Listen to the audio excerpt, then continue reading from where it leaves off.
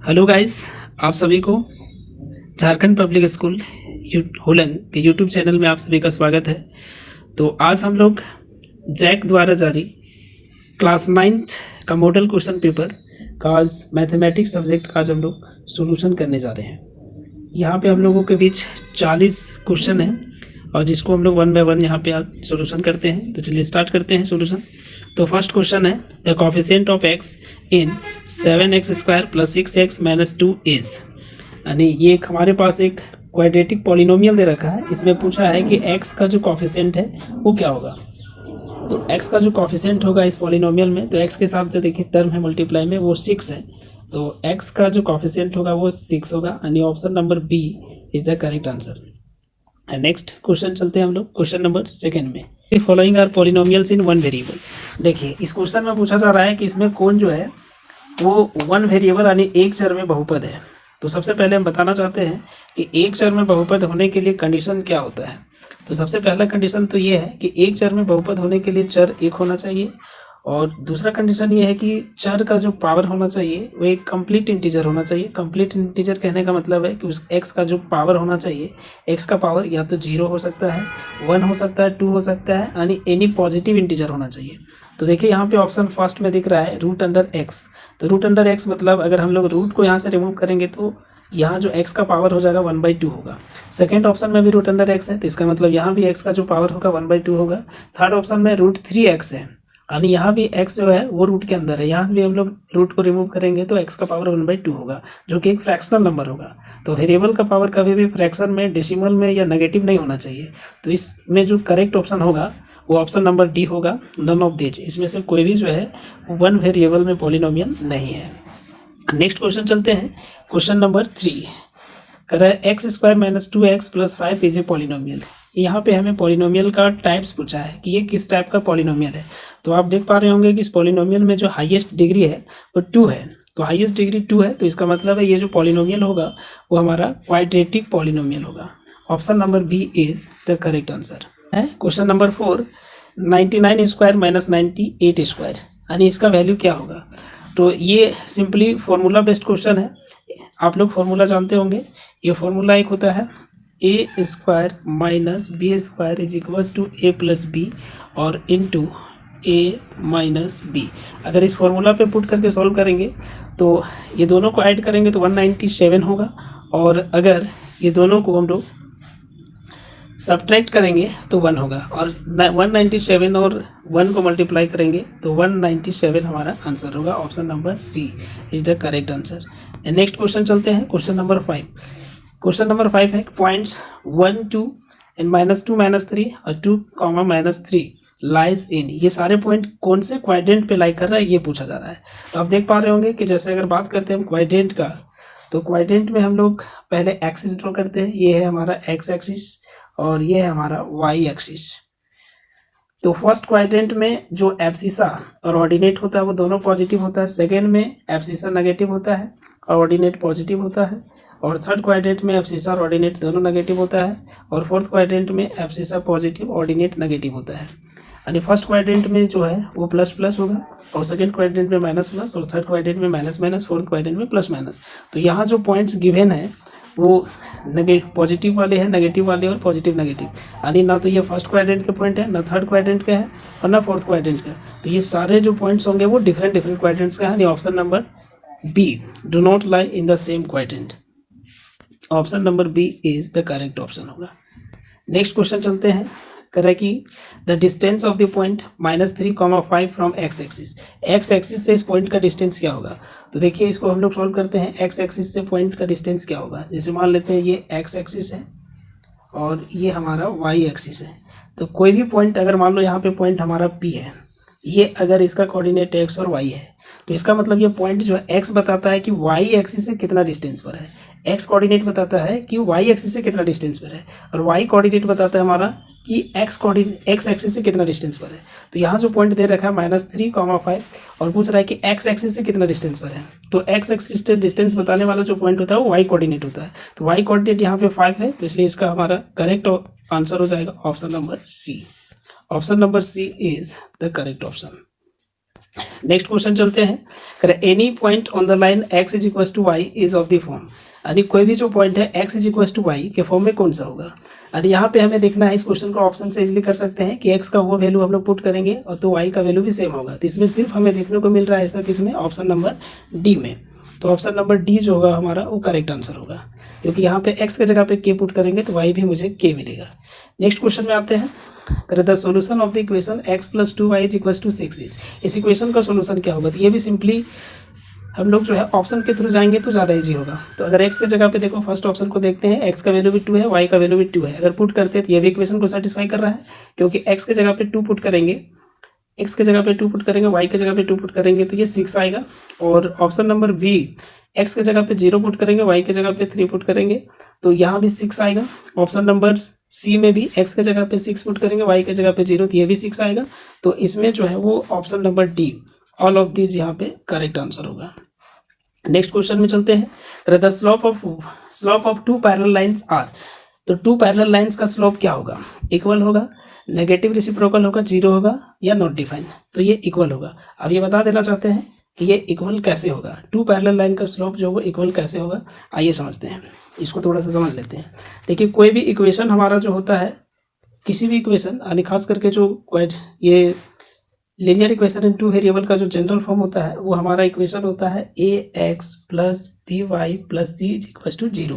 और इस इक्वेशन को हम लोग इस फॉर्म में अगर लिखें y is equal to M X plus C, तो यहाँ m जो होता है वो स्लोप होता है। तो m का जो वैल्यू आता है, अगर हमारे पास इस तरह का 2 लीनियर इक्वेशन रहेगा इन 2 वेरिएबल, तो दोनों में जो m का वैल्यू जो आता है वो सेम रहता है। जब m का वैल्यू सेम होता है तो इसका मतलब ये हुआ कि हमारा जो स्लोप होगा वो सेम होगा। तो पैरेलल लाइन का जो इक्वेशन होता है उसमें y is equal to M X plus C के फॉर्म में जब कन्वर्ट करते हैं तो दोनों में जो m का जो वैल्यू होता है वो सेम होता है, इसलिए दोनों पैरेलल लाइंस का जो स्लोप होगा वो इक्वल होगा। यानी option number A is the correct option होगा यहाँ, option number A. Next question में चलते हैं। Question number 10। The rectangle having all sides equal is known as, तो इस रेक्टेंगल के बारे में पूछा जा रहा है जिसमें ऑल साइड्स जो वो इक्वल होगा उसको क्या बोलेंगे।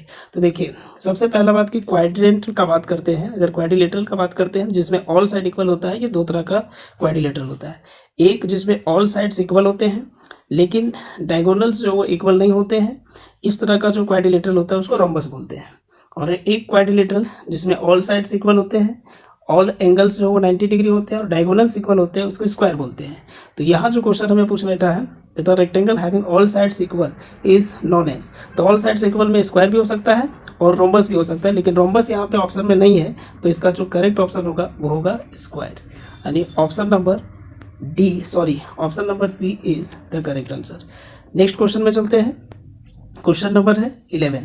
The angle which is greater than 180 degree and less than 360 degree is called, तो देखिए जिस एंगल का मेजर अगर 180 से ग्रेटर हो और 360 से अगर कम हो, 180 से ग्रेटर 360 से कम हो, तो उस एंगल को हम लोग बोलते हैं reflex action, reflex angle, sorry reflex angle बोलेंगे। तो ये रिफ्लेक्स एंगल देखते हैं हम लोग कौन से ऑप्शन में है, option number B, option number B is the correct answer. Next question में चलते हैं। Question number 12। करा what is the measure of an angle which is half of its supplementary angle, करा कि उस एंगल का मेजर क्या होगा जो अपने सप्लीमेंट्री से हाफ है। तो चलिए देखिए इसका सही आंसर क्या होगा, करा कि उस एंगल का मेजर क्या होगा जो अपने सप्लीमेंट्री से हाफ है। तो मान लेते हैं कि अगर हमारे पास कोई एंगल x है तो इसका जो सप्लीमेंट्री होगा वो हो जाएगा 180 डिग्री माइनस एक्स। तो अब कह रहा है क्या कि what is the measure of an angle, उस एंगल का मेजर क्या होगा जो अपने सप्लीमेंट्री से क्या है, हाफ है। सप्लीमेंट्री इसका ये है, तो इस एंगल का जो मेजर होगा सप्लीमेंट्री से हाफ है, मतलब इसको हम लोग हाफ कर देते हैं। अगर इसको सिंप्लीफाई कर देते हैं तो ये हो जाएगा 2x और ये होगा 180 डिग्री माइनस एक्स। इस तरफ लाएंगे इसको तो ये होगा 3x और ये हो जाएगा 180। डिवाइड कर देते हैं इसको तो ये आ जाएगा हमारा 60। तो जो एंगल होगा वो 60 डिग्री, यानी option number C, option number C is the correct option. Next question है question number 13। Correct two congruent figures are, तो टू कॉन्ग्रेंट फिगर देखिए, टू कॉन्ग्रेंट फिगर का मतलब क्या होता है कि दो भी फिगर को हम लोग कॉन्ग्रेंट तब बोलेंगे जब वो हर तरह से इक्वल हो, यानी शेप एंड साइज दोनों का क्या हो, सेम हो। जब दो अगर ट्रेंगल ही लेते हैं तो दोनों का जो शेप और जो साइज होना चाहिए वो सेम होना चाहिए, तो वो कॉन्ग्रेंट होगा। तो हर तरह से इक्वल होना चाहिए, तो इसका मतलब क्या होगा, इसमें सही ऑप्शन जो हमारा होगा वो होगा equal. To congruent triangle to congruence figure जो होता है वो हमेशा इक्वल होता है। Option number B is the correct answer. Next question में चलते हैं। क्वेश्चन नंबर 14 है, कह रहा if triangle ABC congruence to triangle PQR then PR is equal to. हमें दे रखा है कि यहाँ पे अगर दो ट्रायंगल जो है वो कॉन्ग्रुएंट है, दो ट्रायंगल है, दोनों कॉन्ग्रुएंट है ABC और कॉन्ग्रुएंट है ट्रायंगल PQR का, तो हमें पूछ रखा है कि PR जो वो किसके इक्वल होगा। देखिए PR इसकी बात कर रहा है, PR जो वो किसके इक्वल होगा। तो फिगर में देखिए P पहले है और R बाद में है PR, तो इसके हम लोग कॉरस्पॉन्डिंग लेंगे। तो P के साथ R है तो हमारा यहाँ पे P के कॉरस्पॉन्डिंग A होगा और R का कॉरस्पॉन्डिंग C होगा, तो A इक्वल होगा किसका, C का। तो A इक्वल C किस में दिख रहा है, नहीं AC किस में दिख रहा है, ऑप्शन नंबर A, तो A होगा हमारा करेक्ट आंसर। नेक्स्ट क्वेश्चन में चलते हैं। कह रहा है कि if the angles of a quadrilateral are in the ratio 3:1:6:5, then the measure of the smallest angle is. देखिए क्वेश्चन भी बहुत सिंपल है, अगर हम लोग इसको सिंप्लीफाई करें तो एंगल हमें यहाँ दे रखा है रेशियो में, एंगल का रेशियो दे रखा है, एंगल का रेशियो है 3। अगर इनको हम लोग ऐड करते हैं सिंपली तो 3 + 1 + 6 + 5, तो ये सारे एंगल का जो वैल्यू होगा वो 360 के इक्वल होगा। अगर इसको हम लोग सम कर देते हैं तो 15 होगा, यानी 15 का वैल्यू जो है वो 360 के इक्वल है। अगर इसे हम डिवाइड कर देते हैं तो ये 24 टाइम में कटता है। तो सबसे छोटा एंगल पूछा, सबसे छोटा एंगल यहाँ रेशियो में 1 है और इसका वैल्यू आ रहा है 24, तो सबसे छोटा एंगल जो होगा हमारा वो 24 डिग्री होगा, यानी option number B is the correct option. Next question चलते हैं। If a parallelogram ABCD, if angle D is equals to 125 degree then measure of angle A। देखिए एक यहाँ पर हम लोग को पैरेललोग्राम ड्रॉ करना है। सबसे पहले देखिए ये पैरेललोग्राम है, पैरेललोग्राम के बारे में बता देते हैं। अपोजिट साइड्स जो होता है वो पैरेलल होता है, अपोजिट एंगल जो है वो इक्वल होता है, एडजेसेंट एंगल का जो सम है वो 180 होता है। तो ये अगर मान लेते हैं एंगल A है, ये B है, ये C है और ये एंगल D है। तो एंगल D दे रखा है 125 डिग्री, तो हमें पूछा है कि एंगल A कितना होगा। तो ये दोनों एडजेसेंट एंगल होगा, तो दोनों का सम होगा कितना, 180 डिग्री, यानी angle A plus angle D, इसका जो सम होगा वो होगा 180 डिग्री।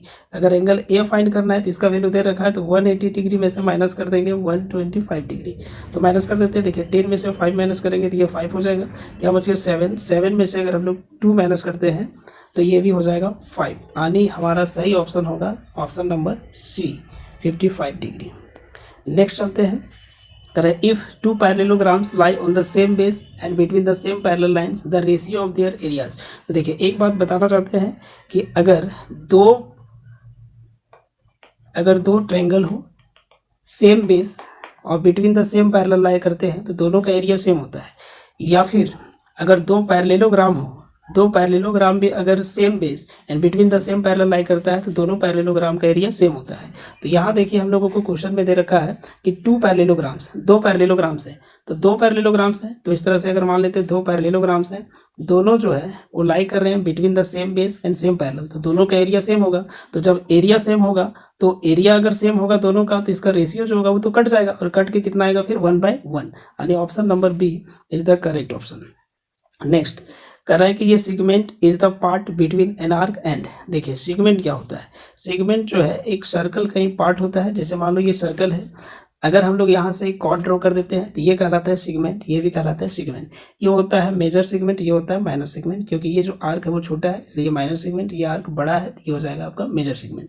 तो यहाँ पे क्या है कि ये सेगमेंट इज द पार्ट, तो ये सेगमेंट अगर बोल रहे हैं तो ये किसका पार्ट होगा, तो ये पार्ट होगा देखिए एक यहाँ से यहाँ तक होगा कॉर्ड और एक होगा आर्क, तो किसका किसका होगा आर्क एंड कॉर्ड, तो option number B is the correct option होगा। नेक्स्ट क्वेश्चन कह रहा है कि विथ नेक्स्ट कह the length of chord of a circle is 8 centimetre and the radius of the circle is 5 centimetre, then the distance of this chord from the centre is. देखिए हम लोग यहाँ पे एक सर्कल ड्रॉ कर लेते हैं। देखिए ये एक सर्कल है, अब इस सर्कल में क्या दे रखा है हम लोग, द लेंथ ऑफ कॉर्ड, ये कॉर्ड का लेंथ दे रखा है 8 सेंटीमीटर, ये कॉर्ड का जो लेंथ है वो है 8 सेंटीमीटर, और इसका जो रेडियस है वो दे रखा है हमें 5 सेंटीमीटर, ये 5 सेंटीमीटर है, ये 8 सेंटीमीटर है। तो पूछ रहा है क्वेश्चन में कि then the distance of this chord from the centre, centre से इसका डिस्टेंस क्या होगा। तो आप लोगों को पता होगा कि सेंटर से जो हम लोग लाइन कॉर्ड पे ड्रॉ करते हैं वो कॉर्ड को बाइसेक्ट करता है, जब ये बाइसेक्ट करेगा तो ये 4 हो जाएगा। अब जब ये 4 होगा ये 5 है तो ये ट्रिपलेट बनेगा, तो ये हो जाएगा हमारा 3 centimetre. Option number A is the correct answer होगा, क्योंकि आप लोग को पता होगा कि ये राइट एंगल ट्रायंगल है, अगर ये 5 है, ये 3 है, ये 4 है, तो ये ट्रिपलेट बनता है, और अगर ये 3 होगा तो ये 4 होगा, क्योंकि हाइपोटेनस हमेशा जो है ये दोनों साइड से बड़ा होता है। तो उस हिसाब से ये 5 है, ये अगर बाइसेक्ट करेगा तो ये 4 है, तो ये हमारा 3 हो जाएगा ट्रिपलेट्स के अकॉर्डिंग। तो option number A is the correct option. Next question चलते हैं, कह रहा है angle in a semi circle are at. देखिए सेमी सर्कल का जो एंगल होता है, देखिए सेमी सर्कल हम लोग ड्रॉ करते हैं कि यहाँ पे ये मान लेते हैं कि सेमी सर्कल है, तो सेमी सर्कल पर हम लोग कहीं भी एंगल अगर ड्रॉ करते हैं तो वो राइट एंगल होता है। तो राइट एंगल होगा तो इसमें क्या होगा, सही ऑप्शन हमारा ये option number B is the correct answer. Option number B जो होगा हमारा वो करेक्ट होगा। नेक्स्ट क्वेश्चन है क्वेश्चन नंबर 21, कह रहा है if A B and C are the length of 3 sides of a triangle then. देखिए ये क्लास 7th का कॉन्सेप्ट है कि अगर हमारे पास कोई ट्रायंगल दे रखा है और ये ट्रायंगल के साइड का लेंथ ए बी सी है, तो इसमें क्या होता है कि दो साइड का सम, एनी 2 साइड्स का जो सम होता है वो हमेशा ग्रेटर होता है थर्ड साइड का। अगर ए प्लस बी करेंगे तो ये ग्रेटर होगा सी का, अगर हम ए प्लस सी करेंगे तो ये ग्रेटर होगा बी का, अगर हम ए प्लस सी करेंगे ए प्लस बी प्लस सी करेंगे तो ये ग्रेटर होगा ए का। यानी किसी भी ट्रायंगल में अगर दो साइड का सम करते हैं तो थर्ड साइड के ग्रेटर होता है। तो इसके अकॉर्डिंग हमारा जो है इसमें कौन सा ऑप्शन सही होगा, ये ऑप्शन नंबर ए जो है वो करेक्ट होगा। नेक्स्ट क्वेश्चन नंबर 22, कह रहा था बाइसेक्टर ऑफ द एंगल। तो देखिए एंगल का जो बाइसेक्टर होता है, देखिए इस तरह का अगर मान लीजिए ये हमारे पास एंगल है और ये एंगल है, इस एंगल का बाइसेक्टर ड्रॉ करेंगे, तो इस एंगल का जब बाइसेक्टर ड्रॉ करेंगे तो ये एंगल और ये एंगल जो है ना वो हमेशा जो है वो इक्वल होगा। तो ये एंगल का बाइसेक्टर हो गया। तो एंगल का बाइसेक्टर क्या करता है कि divide the angle in 2 equal part. ये एंगल का बाइसेक्टर एंगल को 2 इक्वल पार्ट में डिवाइड करता है, यानी option number B is the correct option. Next question देखिए, क्वेश्चन नंबर यहाँ पे है 23, what will be the perimeter of equilateral triangle with side 10 centimetre. देखिए पेरीमीटर क्या होता है, टोटल लेंथ ऑफ बाउंड्री। जैसे कोई भी शेप हमें दे रखा है, जैसे मान लीजिए ये ट्रायंगल है, तो इसका पेरीमीटर क्या होगा, तो ये टोटल लेंथ ऑफ बाउंड्री, ये पूरा लेंथ जो होगा ये इसका पेरीमीटर होगा। अगर ये सर्कल है तो अगर हम लोग इस सर्कल का ये टोटल लेंथ जो होगा ये इसका पेरीमीटर होगा। लेकिन सर्कुलर के लिए हम लोग इसमें पेरीमीटर की जगह पे वर्ड यूज़ करते हैं सर्कमफ्रेंस, और जब ये लेंथ वाइज होता है, स्ट्रेट लेंथ होता है, उसके लिए पेरीमीटर। तो ये सब यहाँ पर एक जो इक्विलेटरल ट्रायंगल है, तो इक्विलेटरल ट्रायंगल है तो ऑल साइड इक्वल होगा। अगर ये 10 है तो ये भी 10 होगा, अगर ये 10 सेंटीमीटर है तो ये भी 10 सेंटीमीटर होगा, ये भी 10 सेंटीमीटर होगा। तो अगर ये टोटल बाउंड्री देखेंगे ऐड करेंगे तो कितना आएगा, 30 सेंटीमीटर। तो option number B is the correct option होगा। नेक्स्ट चलते हैं, कह रहा है कि what is S in Heron's formula. देखिए हीरोन्स फार्मूला जब हम लोग लिखते हैं, हीरोन्स फार्मूला देखिए कुछ इस तरह से लिखते हैं। इसके हीरोन्स फार्मूला के लिए सबसे पहले हम लोग करते क्या है, अगर हमारे पास कोई ट्रायंगल है, इसका साइड ये है, ये बी है, ये सी है, तो ये सी है, तो इसका हम लोग जो है पहले पेरीमीटर फाइंड करते हैं। तो इसको लिखते हैं 2s। 2s is equal to होता है a प्लस बी प्लस सी, और s इज इक्वल टू हम लोग लिखते हैं a plus B plus C by 2। तो यहाँ पे 2s जो हो गया वो पेरीमीटर, तो यहाँ पे s जो होगा वो क्या होगा, सेमी पेरीमीटर। तो सेमी पेरीमीटर देखिए यहाँ पे कहाँ दिख रहा है, कौन से ऑप्शन में, semi perimeter of triangle, option number C. तो सी जो होगा वो हमारा सही आंसर होगा। नेक्स्ट क्वेश्चन चलते हैं, कह रहा है curve surface area of cube whose edge is 10 centimetre. देखिए कर्व सरफेस एरिया किसका पूछा है, क्यूब का। तो देखिए ये हमारा जो वो क्यूब है, क्यूब का शेप हम लोग यहाँ पे बना लेते हैं। देखिए ये क्यूब है जिसमें सारे फेसेस जो होते हैं वो स्क्वायर फेसेस होते हैं। इसका हमें पूछा कर्व सरफेस एरिया। कर्व का मतलब चारों साइड का जो सरफेस है उसका एरिया पूछा है। तो एक सरफेस का एरिया होता है ए स्क्वायर, इसमें 4 सरफेस जो है चारों का चारों स्क्वायर सरफेस है, तो ये हो जाएगा 4a स्क्वायर। अगर हम लोग ए का वैल्यू यहाँ पे दे रखा है, इसका जो साइड है वो 10 सेंटीमीटर, अगर 10 पुट करते हैं तो 4 इंटू ये 10 का स्क्वायर होगा, 10 का स्क्वायर हो जाएगा 100, और 100 इंटू 4 ये होगा 400, यानी 400 centimetre square is the correct answer. तो इसमें ऑप्शन नंबर सी जो होगा इसका सही ऑप्शन होगा।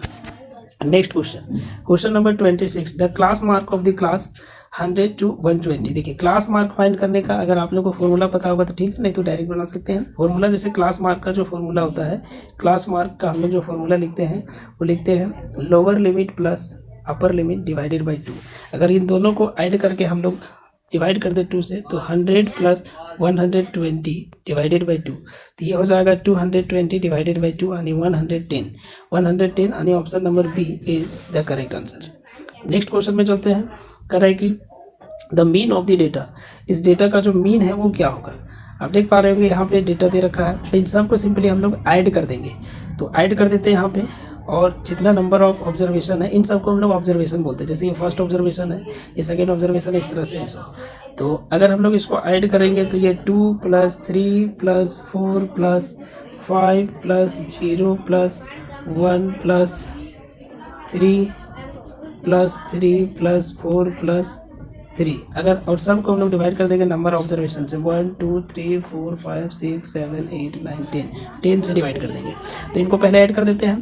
2 + 3 ये हो जाएगा 5, 5 + 5 ये हो गया 10, 10 + 4 14, 14 और +1 ये हो गया 15, 15 + 3 ये हो गया 18, 18 + 3 ये हो गया 21, 21 + 4 ये हो गया 25, 25 + 3 28, और 28 को अगर 10 से डिवाइड करेंगे तो ये आएगा 2.8, यानी ऑप्शन नंबर डी।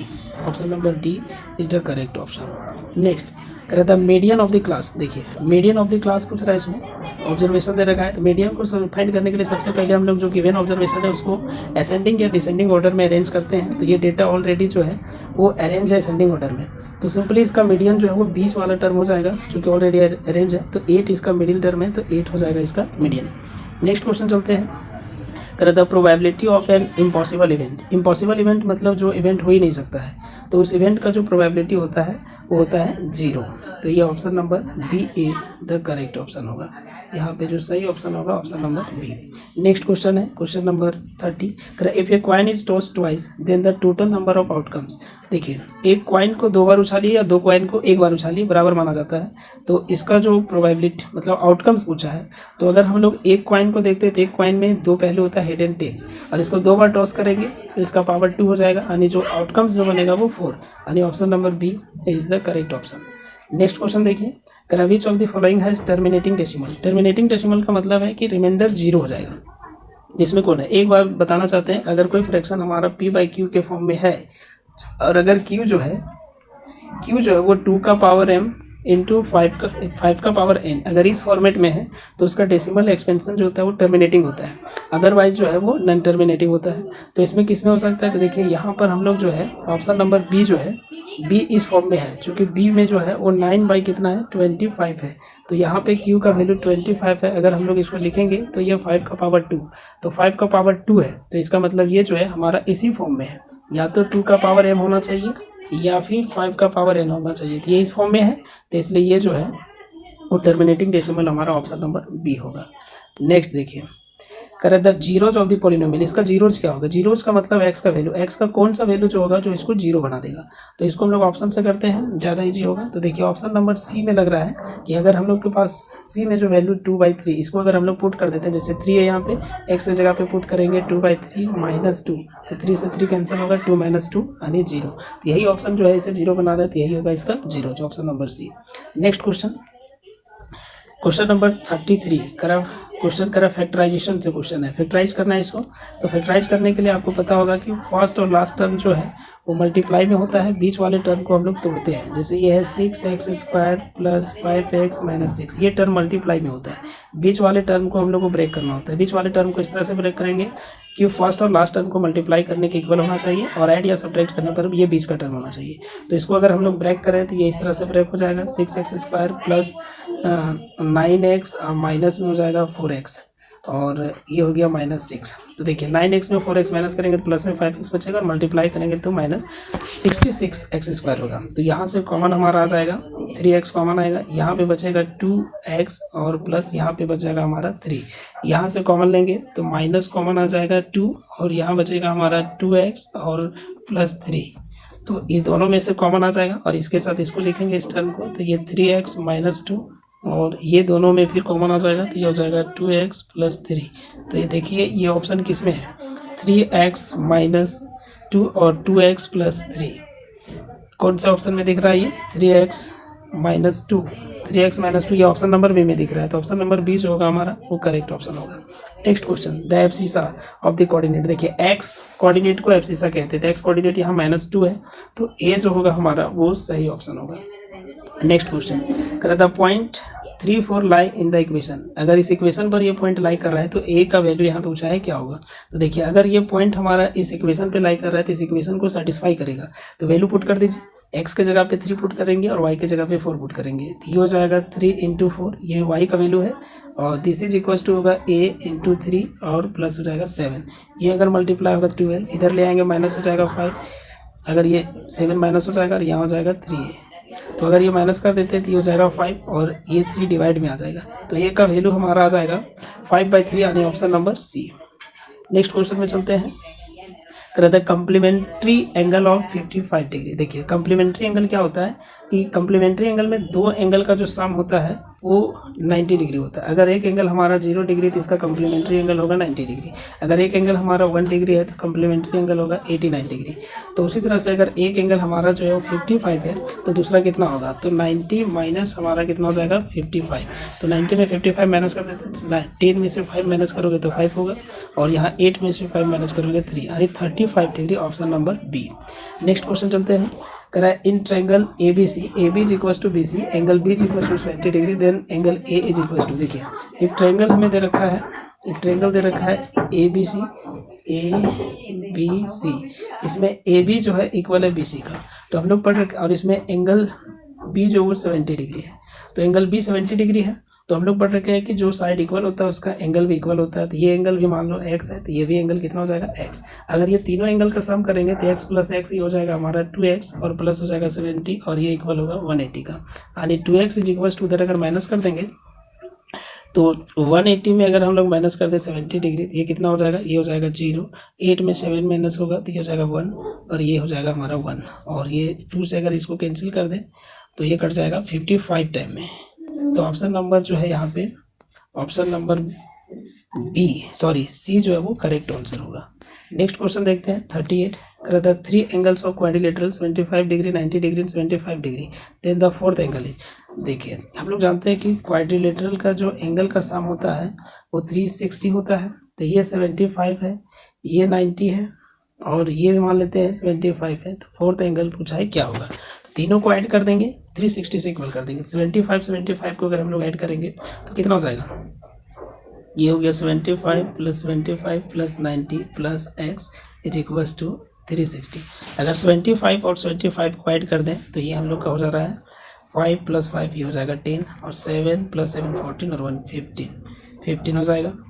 तो और प्लस यानी 150 डिग्री और प्लस 90 डिग्री और plus x is equals to 360 degree. तो ये एंगल निकल के आ रहा है x is equals to 360 degree minus, इसको ऐड कर देते हैं तो ये एंगल हो जाएगा हमारा 0 और 15 प्लस 9 ये हो जाएगा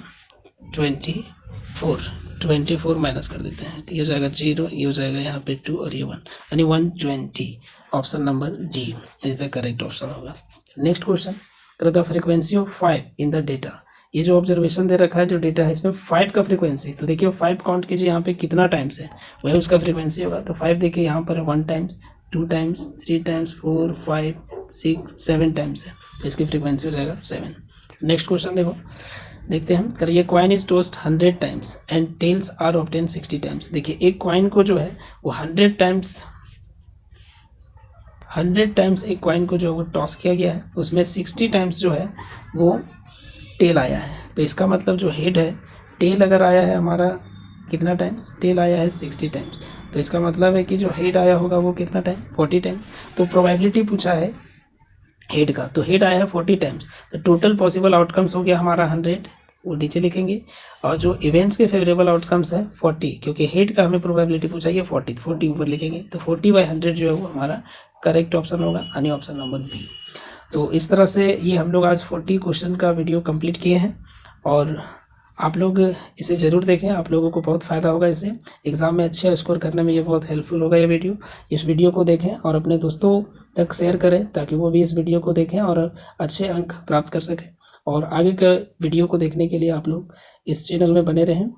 धन्यवाद, और वीडियो को लाइक एंड शेयर करें।